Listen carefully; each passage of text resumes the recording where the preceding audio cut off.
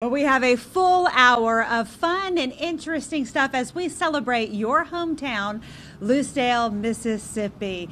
In fact, Lucedale is the only incorporated city in George County, Mississippi. Right. Established 1901 as industrialist Gregory Luce expanded his lumber and other businesses here. WKRG News.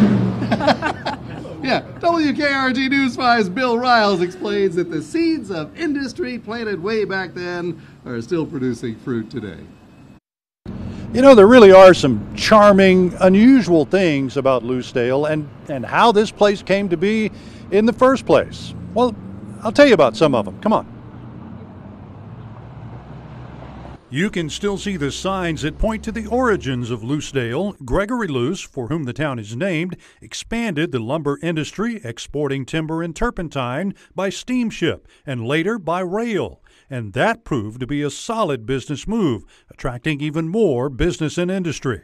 The rail history between the Luce family, Mississippi Export Railroad as it's called now in George County, it's 101 years old, and it has been vital to this area's development. Since the town was first established in 1901, it's been a relatively rapid growth. Of course, I moved here 80 years ago, and at that time, practically all the streets were still dirt streets. I watched that. I watched this develop a sewer system. I just watched a lot of good things happen to the city of Lucedale. Dr. Dayton White's practiced medicine here for decades and served as mayor for almost a decade.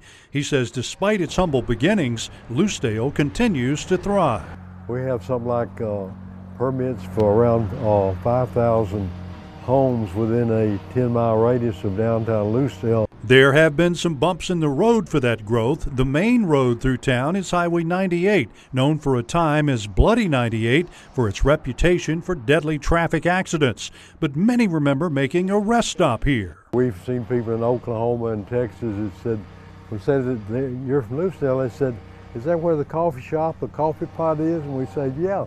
The iconic shop burned many years ago. And then came a bypass around the town.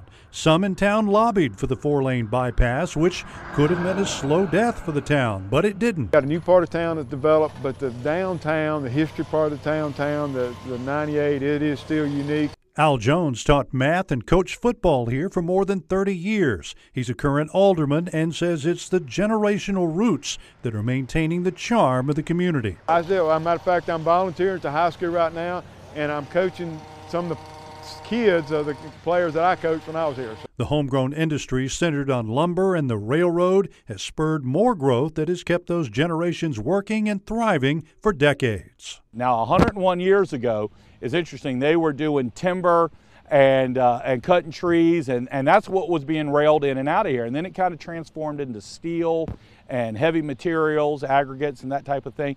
And now, because of the world we're in, it is now turned back into agriculture in the form of wood pellets. Bill Riles, WKRG News 5.